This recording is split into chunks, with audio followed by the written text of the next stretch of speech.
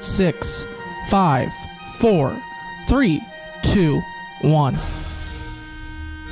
The Voice of Stockton. For more information on the Voice of Stockton, go to thevoiceofstockton.org. The views and opinions expressed in the following program do not necessarily reflect those of KXVS The Voice of Stockton or its parents, affiliates, management, and staff.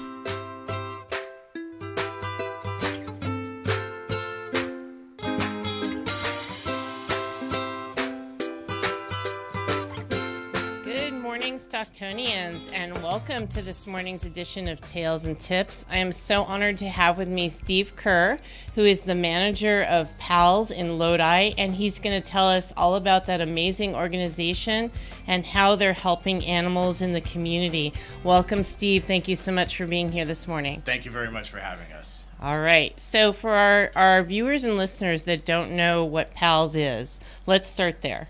Okay. So PALS stands for People Assisting Lodi Shelter.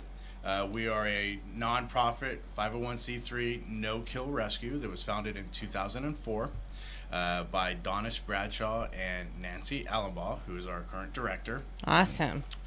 They were volunteers at the shelter along with a group of other volunteers who would basically clean the kennels and cages, and they wanted to do more for the animals. So they formed the 501c3 nonprofit to be able to fundraise, and the organization progressed over several years.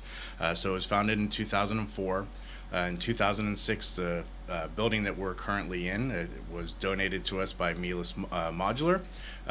It formed the basis of our current facility. It's about a 700 square foot facility for mainly the cats and animals that are being treated, medically treated.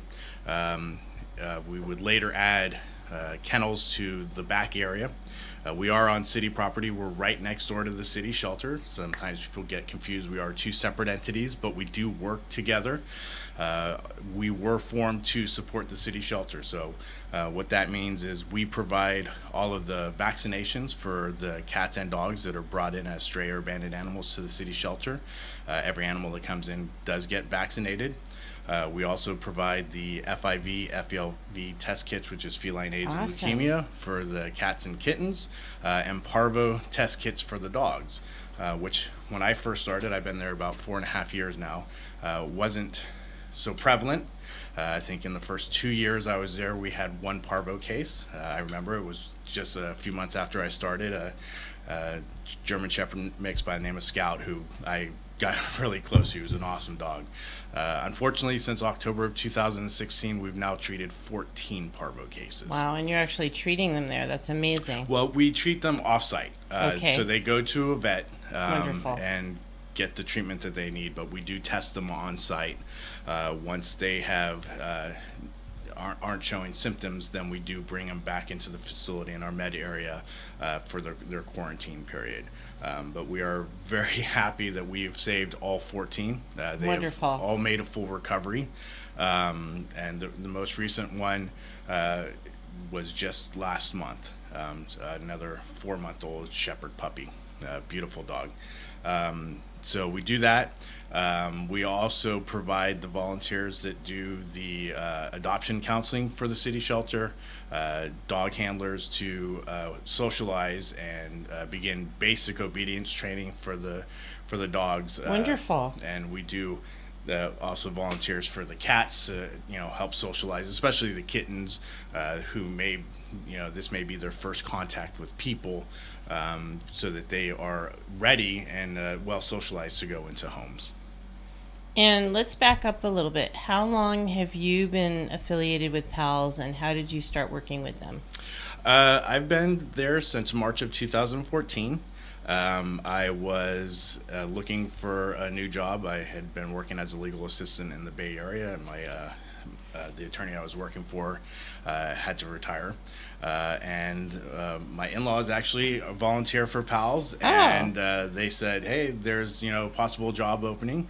Wonderful. And so I interviewed with Nancy. It started off as a couple days a week and turned into a full-time job for me, and it's been amazing. Excellent. And it's amazing to already hear what you've talked about so far, the amazing things that you're doing with socialization and behavior, vaccinating and testing, and that you're able to help to provide care for animals that are ill. And we'll talk more about that. I know you have a couple that you're planning to start fundraising for. Yes. I know also that there's being a facility that's in process of being built at Sycamore Lane Kennels. Let's talk about that. Yes. So it's a project that's been formulating for probably a good 7 or 8 years. Actually, when I first came on in March of 2014 is when they started breaking ground, not because I came on, but it just happened to coincide with when I came on. So I've been able to see the facility progress. It is, in a word, amazing. Right now, like I said, we're in a 700 square foot building with small kennel areas in the back. The new facility is going to be 13,000 square foot. Wow. I mean, we can literally fit our current facility in the lobby area of the new building. It's, it's amazing. So we are about $75,000 to $80,000 away from being able to open the doors and not be completed, but open the doors to where we can start bringing animals in. We have several different phases for PALS Haven. The first one is obviously get the doors open so we can start saving even more lives. The second one is an on-site vet clinic. We do pay anywhere from $70,000 to $85,000 a year in medical expenses.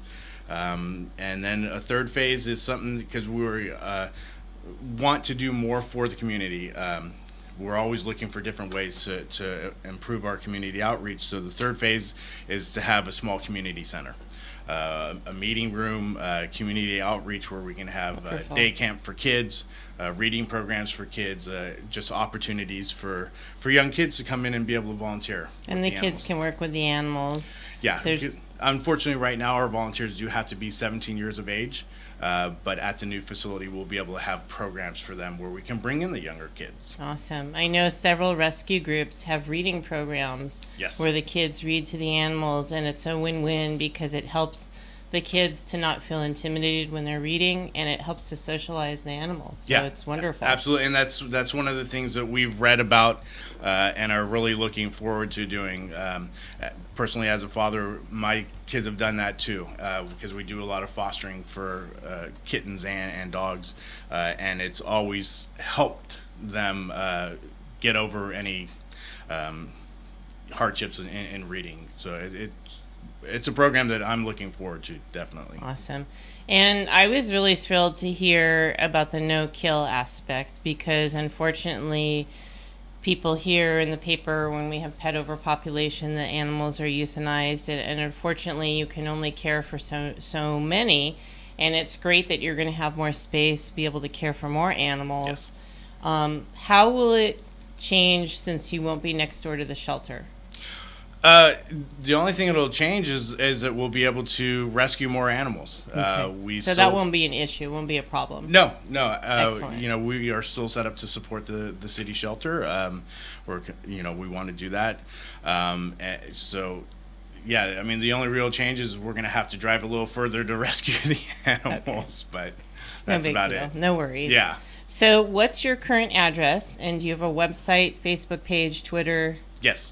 Okay, so the address is 1405 West Kettleman Lane, obviously Lodi. We are right next door to the Lodi Animal Shelter. You can probably see the large dog run out there with our volunteers working with the animals if you drive by anytime between 9 and 4. Our website is palslodi.org. We are also on Facebook. That is PALS, P-A-L-S, People Assisting Lodi Shelter. We're also on Twitter, although, to be honest, right now we focus a lot on Facebook. social media can be so overwhelming at times. But our Twitter handle is Pals Lodi. Wonderful. And do you get any assistance from local newspapers, websites? Are you able to feature your animals locally that Yes. need adoption? Actually, we do a Pet of the Week through the Lodi News Sentinel, Awesome. also the Galt Herald, and Wine and Country magazine, I believe it is. Awesome. So those go out every week. We also, through the Lodi News Sentinel, do our pet page, which goes out. It's the third Saturday of the month. We have people that sponsor pets, anywhere between like 15 and 20 go out. Their pictures get out in the page, like I said, every month for Great. the pet page. And do you have a sense, do you get feedback on how many people see those, how many adoptions you've had because of that? Oh yeah. I mean, when we go back or I go back and I look at the animals that we have featured as Pet of the Week, all of them usually get adopted. Yay! Now, I mean, That's awesome. not necessarily because of the feature, but I mean, it certainly doesn't hurt getting exposure for an animal that, because what I do, because I do the photos, I do the write-ups. It's really hard sometimes choosing because there are so many animals that you want to get exposure. Our Pet of the Week this week is a little kitten by the name of Amelia, who came in when she was 3 weeks old. She came in with her mom and a litter of 7 other siblings. They all had really bad upper respiratory infections and eye infections. Which is really common in small kittens. Yes, yeah, absolutely. I mean, almost every single kitten that we've rescued this year has gone through the upper respiratory infection phase. But Amelia's was really bad. We actually thought that when she came in that she would lose both of her eyes. But thankfully, we were really diligent with the treatment and the care, and we were able to save both eyes. Yay! She does have some sight loss in one of her eyes, but she is one of those special kittens that isn't perfect, maybe not gets overlooked a little bit, and those are the ones that I love to feature because I think if people have a picture in front of them, it makes a connection. They want to come in, they want to see the animal. Definitely. And once they can get past it, okay, this cat doesn't have the perfect beautiful eyes, they'll see that it's a wonderful kitten, it's a loving kitten, and sometimes almost more than the ones that are quote unquote perfect, right? Because they latch on, they love that attention that you give them. Do you have a picture of Amelia? Actually, I don't. Okay. That one I didn't bring a picture of. Okay, all right. And I mean, fortunately, animals can have issues with vision and hearing, and because they're maintained hopefully in an indoor environment and they don't have to do computer work and such, it's not an issue. Yeah, and through PALS, all of our cats do have to be indoor only. The city shelter doesn't have that requirement, but PALS does. We just feel that they live longer, healthier lives. Of course, definitely. And then obviously they don't have to worry about predators either. So yeah, that's our policy. And she'll do fine. She's in a room with other adult cats and other kittens, and every once in a while she runs into something, but for the most part she is just as active and playful as the other kittens are.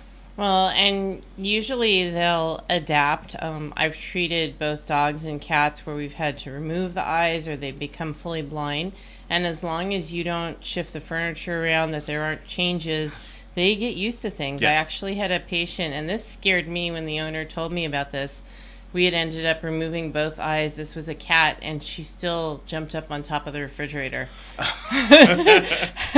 That amazed me. They're so resilient. Yes, they are. They find a way. They absolutely find a way. They find a way. So you talked about all the amazing things that your volunteers are doing. How many volunteers do you have, and are you looking for more volunteers? We're always looking for more volunteers. Right now, rough ballpark figure, I'd probably say about 50. Wow, and that's amazing. That's between PALS and also our thrift store. Okay. Wags to Riches, which is at Aw. 101 East Pine Street. That's adorable. If you're looking for some great deals, it's always a good place to go shopping. And all the proceeds from Wags to Riches actually comes back to help the animals at PALS. So it helps pay for daily expenses, extraordinary medical expenses.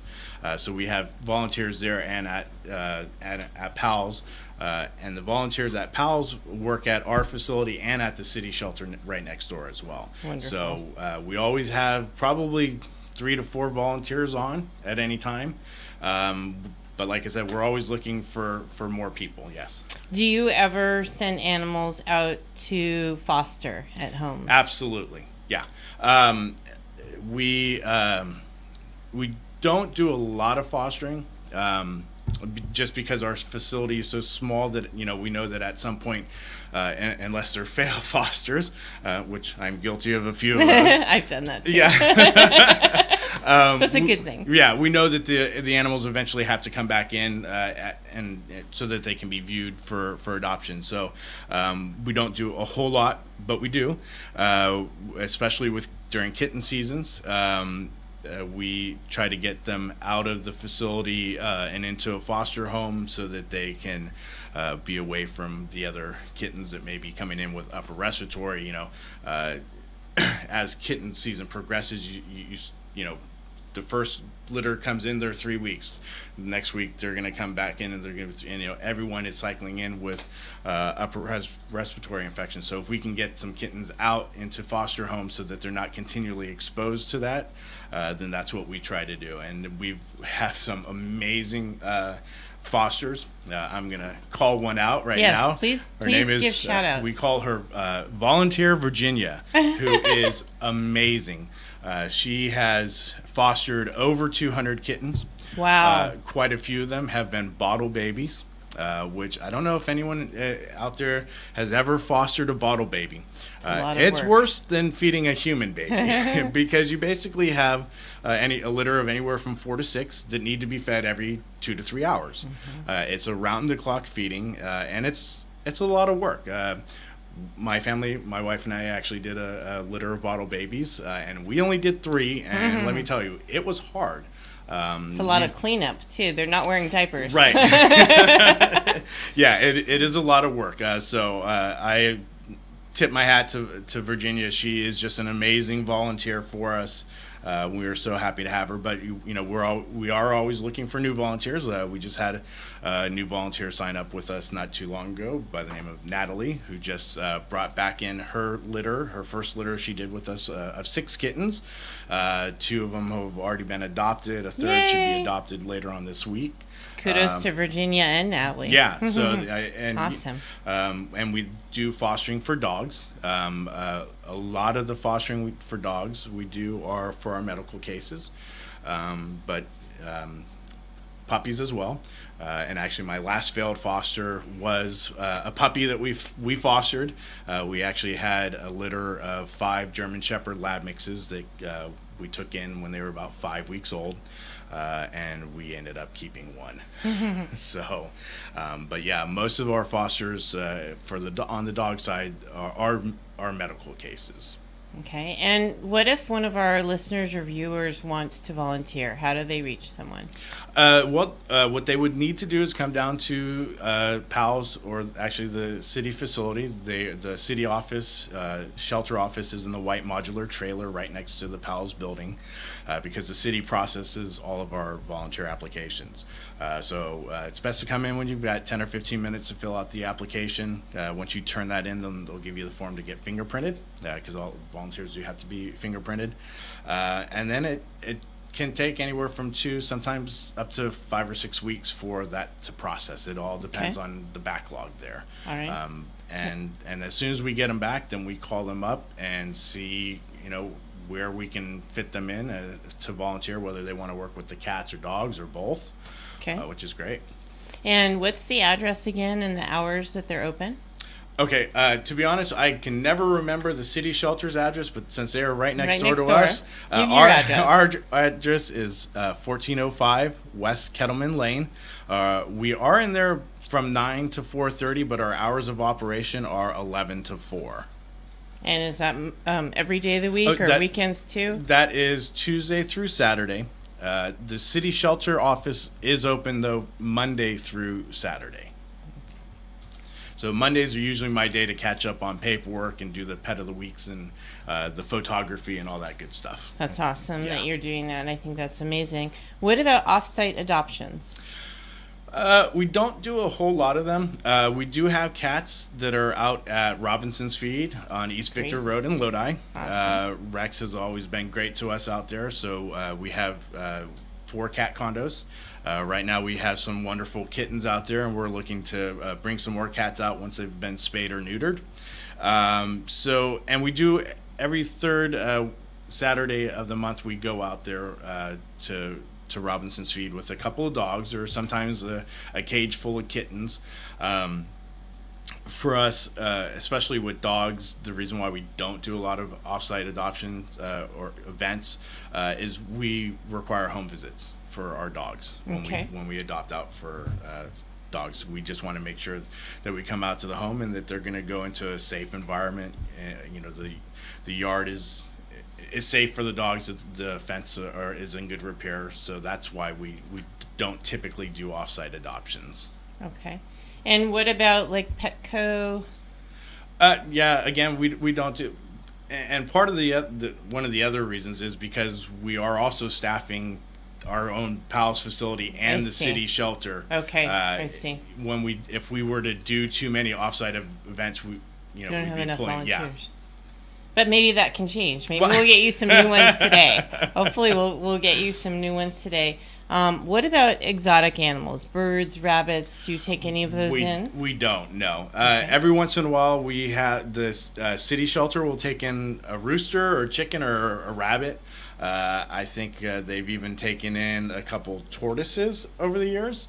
But we always reach out to other rescues to take those type of animals. We're just not equipped to take them on. And Tri-County, I've worked with them a lot. They're phenomenal up in Jackson. Shout out to Tri-County Wildlife. They do amazing work throughout their area, our area. And I'm sure with the fires, they've taken in a lot of animals. I was going to ask you, have you seen any change at the shelter with the fires going on? Sometimes it's hard to tell. I know there was a day where we took in 8 animals. The shelter took in 8 animals, over an evening and a morning. Whether they were fire related, it's hard to tell. I think like 5 or 6 of those animals were able to be reunited with their families that same day. So, but there are days where they get that many animals in, and there's no way to tell why. Okay. And do you do any microchipping? We do. We actually offer microchips. That was one of the other things that we provide for PALS and the city shelter, and we actually offer them at a loss. So that's microchips awesome. Only cost $10 for people who are adopting. Now, wonderful. We unfortunately aren't able to offer that to the general public. But if you adopt a cat or a dog from either PALS or the Lodi City Shelter, you can get a $10 microchip. And it is a good, I don't know if I'm allowed to play. It's a huge value. It's a home again microchip, pre-registered. Those things can cost $25 to $30 at other places. So like I said, we offer those at a loss because we believe it is absolutely important to microchip your cat. Cats and dogs. And to keep the information current. A lot of pet owners will microchip and then they'll move, or the pet will be transferred from one owner to another and the information is not updated, and then it makes it so challenging to reunite that pet with the owner. Absolutely. And one of the great things about these microchips are they are pre-registered. So even if an owner forgets or slips their mind, if that dog is found somewhere, it'll come back to PALS. Great. And we can then reconnect it with the owners, because that's one of the most important things that we can do when we assist the city shelter. Because we have a second sister corporation called Lodi Shelter Pals. They're the ones that man the actual office. They do the licensing. Wonderful. Is reunite animals with their owners. It helps relieve the overcrowding at the shelter, and I can only imagine how I would feel if I lost one of my pets. I would be absolutely devastated.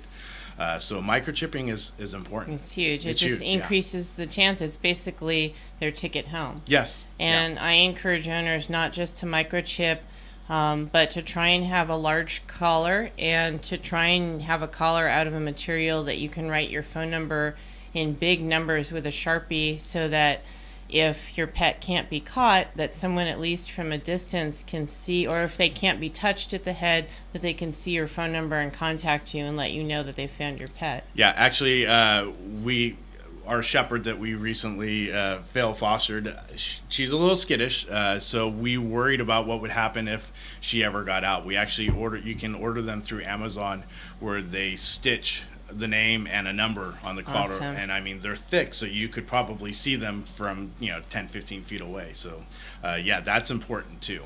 Definitely. And a lot of people don't think about it. So many clients that I talk to think that their pet is never going to escape, but you don't know. Someone unfortunately could break into your home. There could be a storm. Your fence gets knocked down. There could be a fire. Any number of things can happen. Your pet could get scared and run away from you really quickly. And people don't realize that pets get lost every day. Yeah, every day, but especially, talking about fireworks. I mean, the 4th of July is a time of year where the city shelter just gets overwhelmed because, loud noises can freak out a dog or even a cat. And all it takes is a second opening a door, and if the dog or cat is, bewildered or out of sorts, it'll escape. Well, and it's cheap insurance, and Lost and Found Pets 209 also offers microchip clinics at different times of the year. And to me, it's insurance. It's inexpensive insurance. Yep, absolutely. It's their ticket home. It's their voice. Yep. And I think it's huge. Let's talk about spay and neuter.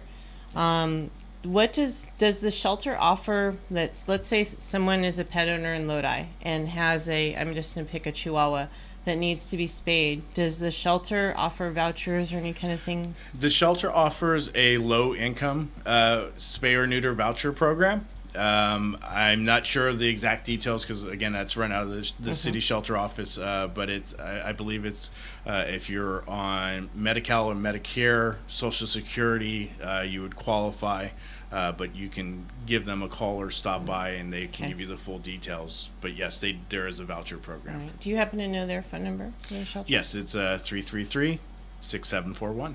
Awesome. Perfect. And let's go back. Earlier we were talking about, when I asked you about the fires, you said in one night there might be 8 animals. What's kind of an average for how many animals come in a day, and what's kind of the number of animals that the shelter can have? Well, the shelter has 24 kennels. They do have the ability at least on the small dog side, to double up animals. So they can have anywhere from 24 up to, I would say, probably 40 animals. Which is not a lot. It's not a lot, but that's 40 is over capacity, for them, and it's very rare that they're under capacity. I mean, when you walk through the shelter, almost every kennel every single day is full. And that's at the shelter, not at PALS. Correct. Okay. And what about capacity for PALS? Okay, so the capacity for PALS is in our facility, we can probably have about 50 to 55 cats. Okay. And we have kennels. Let's see, we've got 8 kennels. Now, the thing about PALS is, because we are a no-kill rescue, some of our animals are long-term members. We have a couple cats that have been there for 8 years. We have a couple of dogs that we've taken on that we've later determined, are not adoptable, that have been there 5 or 6 years. So at any given time, we probably have about 5 or 6 kennels that we can use for, new dogs. So, we don't, that's why, again, Pals Haven is, I mean, when we open that up, it's going to be a game changer for the city of Lodi. Because you'll have so much more space, and it's wonderful, and you'll have space to exercise the animals.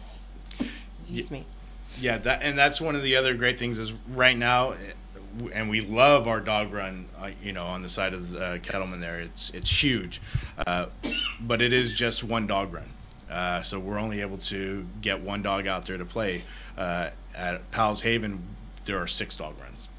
They're a little smaller, but it means that we're going to be able to get more dogs out for longer, and help avoid kennel stress. That's one of the things people I don't think really kind of contemplate is how hard it is for a dog that maybe used to running around the house or running around a backyard to then be confined to, a small space, it is very stressful for them. So we try we try to get every single dog out for at least 15 to 20 minutes. Volunteers do a great job because not only are they doing that, but then they're also showing people through who want to see cats or dogs to possibly adopt. So they are, on their feet going from 11 to 4, and some actually come in early, some stay late. Wonderful. It's all Thank about you, the animals. volunteers. That's huge. That's awesome. And what about grooming? Do you groom any of the animals? We basic grooming, I guess you would say. If we have an animal that comes in that's severely matted, we do send out to professional groomers, and PALS either picks up that, because we also do all the extraordinary medical expenses, most of the extraordinary medical expenses for the animals that come to the shelter. Or to be honest, again, sometimes the volunteers step up and they will say, you know what, this dog needs to be groomed. I've got it. And do you guys have a wish list? Is there a wish list on your website? Some items that you can share? I mean, obviously, financial donations, I'm sure, are always accepted. But are there other things that people can bring to you? Yes, absolutely. We're always in need of cleaning supplies. So paper towels, bleach, disinfectant wipes. Let's see, what else? What about towels in general? I would call for towels, because there are times when we do get overwhelmed with them, which is not a bad thing. But because we have such a small facility, our storage space is also small.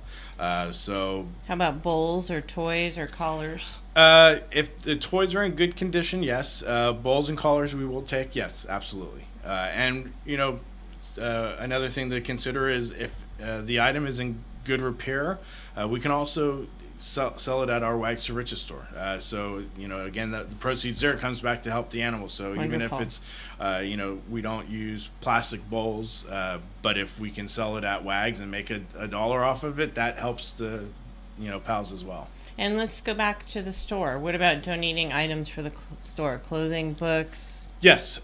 So they, I'm not really involved with that part of it, but they do have volunteers that can, tell you what it is that they may be looking for. It's usually gently used items, and they have a wide variety of things. I mean, we're talking clothes, knickknacks, purses, stuff for dining utensils, dining plates, things like that. Houseware. So books. So they've got a wide selection. Their telephone number is 209-367-9247. And what are their hours? When are they open? Their hours are Tuesday, Wednesday, Friday, and Saturday from 10 to 4. Wonderful. So actually similar hours to PALS. Yes. Okay, wonderful. All right. And let's talk about fundraising. So I know you're getting ready to have an event in October, and recently you had a fundraiser. Yes, so we do 3 fundraisers a year. Our big one comes in February. That is our crab feed, which is fantastic. I was so excited when I came on board because I knew that I would be able to go to the crab feed. It is tremendous. All you can eat crab, all you can eat shrimp. They have pasta salad. Shrimp too. Wow. Yes. Cool. So yeah, it's a really great event. It's probably our biggest money-making event. We have raffle prizes, silent auctions. Awesome. So that's the big event. We also have our. Do you have a date yet? It's usually in February. It's usually the week of Valentine's Day. Okay. Yeah. On a Saturday, Friday? Saturday. Okay. Yeah. Wonderful. All right. And tickets roughly, or do you know? $50. Okay. Wonderful. Yeah. And we'll have to promote that as it gets closer. Wonderful. Yeah, believe me, you're going to be able, if you're a seafood lover, you're going to be able to eat way more than $50 worth of crab and shrimp. I know I do. So that's the fun of going to those. Oh, yes, absolutely. The calories don't count. No. And then our next event is our Raise the Woof event. That is the event that the money that we raise goes directly towards our capital campaign. So that is we used to hold it in June, but we've moved it back a little bit because, and actually we moved it indoors this past year in May. So look forward to information as we get closer to that. We'll see whether we're going to keep it at the Merlot room, which is where we had it this past year. And I went to that. Yeah. It was very well attended. Yes, it was. And then our next event is actually our second annual Oktoberfest event. And this is the one that I think a lot of people are really excited for because it actually takes place at Powell's Haven. So people will be able to come out and see the progress that's being made at our new facility. It's a great small. It's a low key fundraiser, but it was very well attended last year, and everyone was very excited about the progress that we've made. So it's a sausage, salad. We had a couple breweries on hand last year. We plan to do that again this year. Do you have a date for that? It is October 21st. And we don't have any flyers out yet, but that will be coming out soon. And is that a Friday, Saturday? I believe it's a Sunday. Okay. All right. And do you know the hours? Yeah, it'll be from 12 to 4. Wonderful. Excellent. And for those of you that don't know where the site is, do you want to talk about where the site is at? Yes, it's right next door to Sycamore Lane Kennels.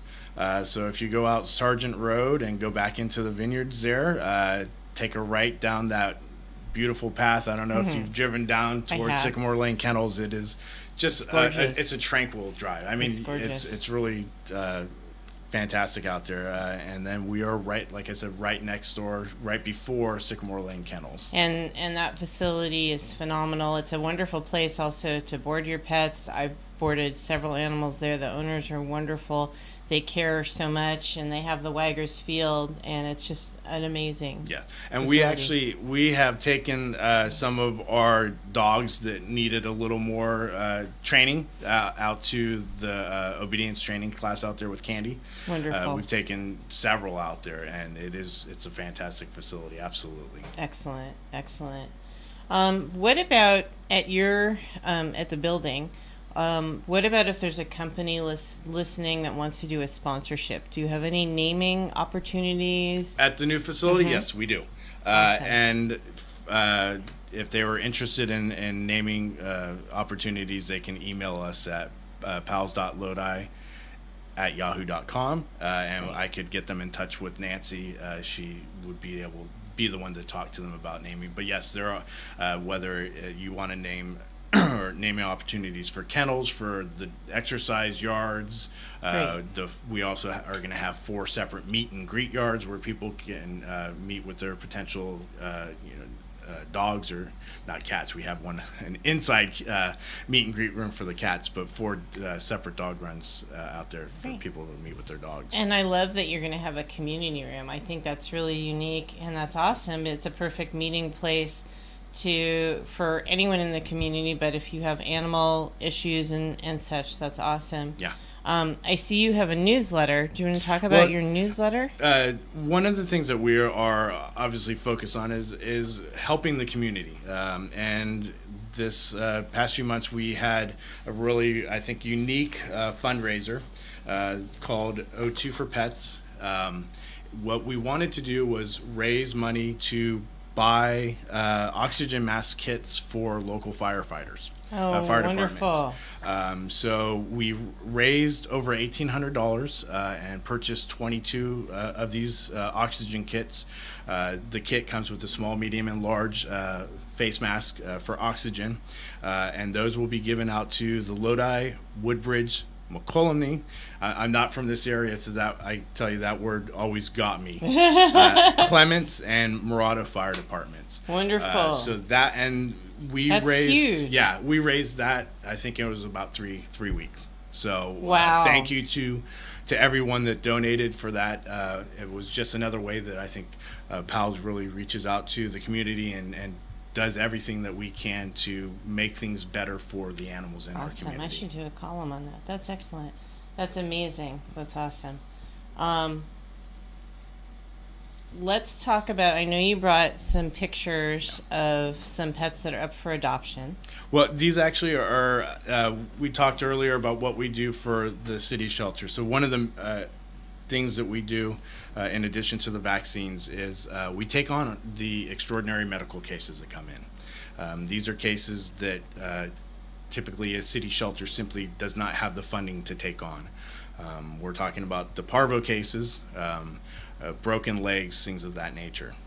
So we actually just discovered that one of our last parvo case, Faith, gorgeous, 4-month-old. Oh, which one? I'll work on this. There we You go. Tell about Faith. 4-month-old German Shepherd puppy. She how came cute. in very emaciated. We knew almost right away that she was sick. We tested her for parvo, and that is a picture of her after her recovery. Unfortunately, we noticed something was off in her gait, and we recently took her. The way she was walking. Yes. We took her into the vet, and unfortunately the x-rays showed that she has severe hip dysplasia. So we're still waiting for the surgeon, orthopedic surgeon, to get back to us as far as what can be done and how much it'll cost. But we are expecting that it will be a pricey surgery if one can be performed. So we will be starting a fundraiser for her very soon. The other picture that I brought is a sweet little Honey. 1-year-old Chihuahua by the name of Honey. So she came into the shelter just about a week and a half ago. They did x-rays on her leg, and it was one of the worst injuries that we've seen come through. Wow. She had a broken leg, a dislocated hip, and a fractured hip. Wow. Now, we wanted to see if we could say, the first instinct was to amputate the leg because there was so much damage. But we wanted to see if we could save the leg, and so we got a second opinion and a third opinion. Actually, she went in for surgery to perform it. Yay! Unfortunately, when they got to the fracture, it was too damaged. It was not a recent break. It had been at least a few months, and it was just too fibrous. They couldn't repair it. So unfortunately, she had to have her leg amputated.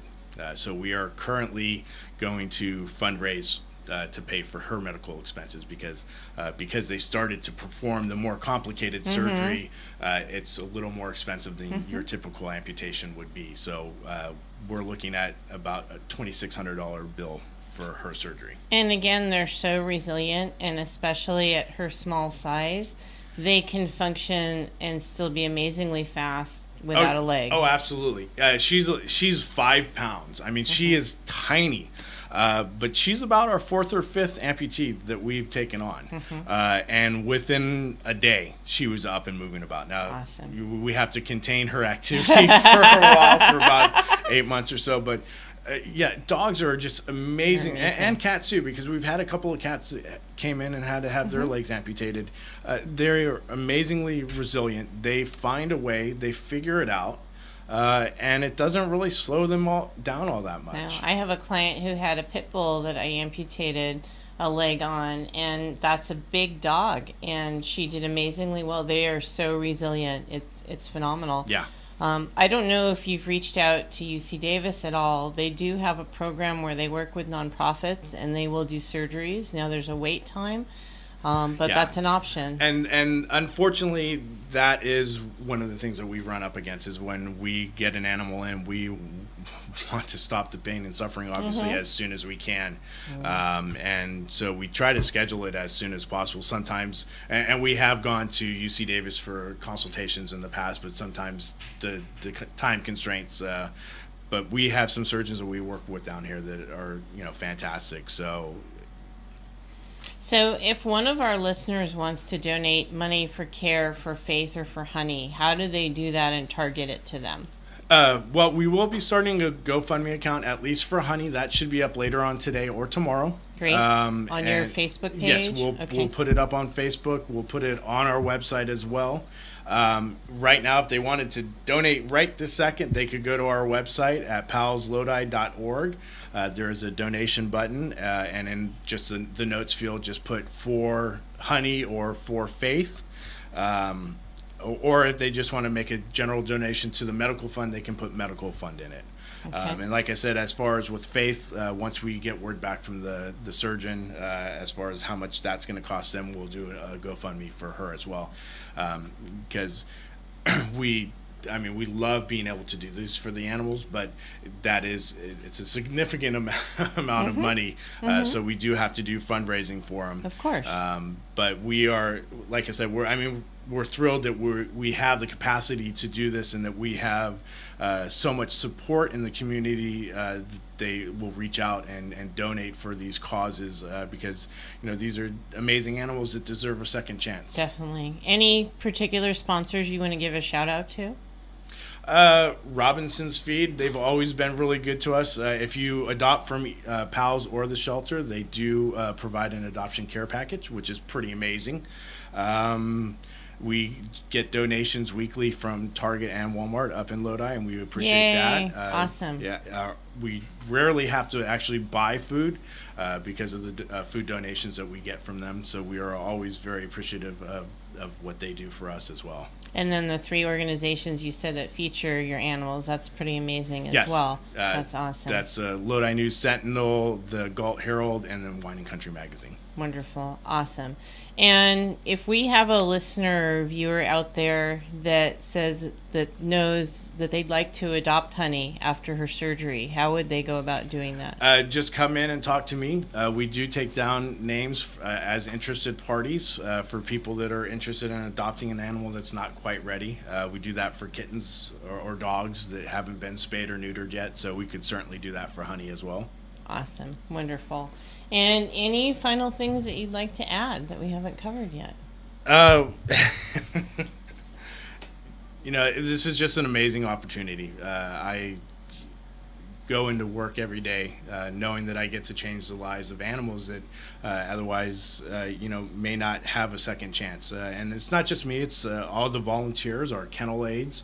It's not glamorous, but cages need to be cleaned. Yes. Kennels need to be cleaned. Animals need to be bathed. Yeah, and so it's a great group of people that have come together to give their time and their effort to better the lives of the animals that are in most need. So it's an amazing organization. I'm proud to be a part of it, and I love it. Awesome. And let's just once again give contact information, website, address, phone number, hours. Yeah, so it's PALS, People Assisting Lodi Shelter. Our address is 1405 West Kettleman Lane. Our telephone number is 209-224-0354. I almost got ahead of myself and gave out the shelter's number. Our website is palslodi.org. We are on Facebook at PALS, P-A-L-S, hyphen People Assisting Lodi Shelter, and on Twitter at PALS Lodi. And you're open Tuesday through Saturday? Tuesday through Saturday from 11 to 4. Awesome. Yeah, and again, we do the adoption counseling for the city shelter as well. Their hours are Monday through Friday, 9:30 to 4:30, although we show at the shelter from 11 to 4 those days as well. And then they're open Saturday as well from 11 to 3:30. Awesome. Thank you so much for being here today and for spending so much time helping the animals. And it's exciting to me to hear that you have so many volunteers and all the amazing things that you're doing. Yes. Well, thank you for having us on. This was my first time on radio. I hope I did okay. I'm a little hot back here. It's warm in here. Yeah, but we appreciate the opportunity to talk about what we do, because it's something that we are all passionate about. And when you're passionate about something, you want other people to listen to you. Definitely. So thank you for having us. And we'll connect for some newspaper columns also, because sounds good. We need to give a shout out, and we want people in the community not only to be aware, but to want to help you in what you're doing so that you can help more animals. Yes, absolutely. And that's what it's all about. Like our motto is, love is at the heart of what we do. That's beautiful. I love that. Awesome. All right, so I'm going to go ahead and sign off, and I am the voice of Stockton. You are the voice of Stockton. We are the voice of Stockton. Let's make it a great day.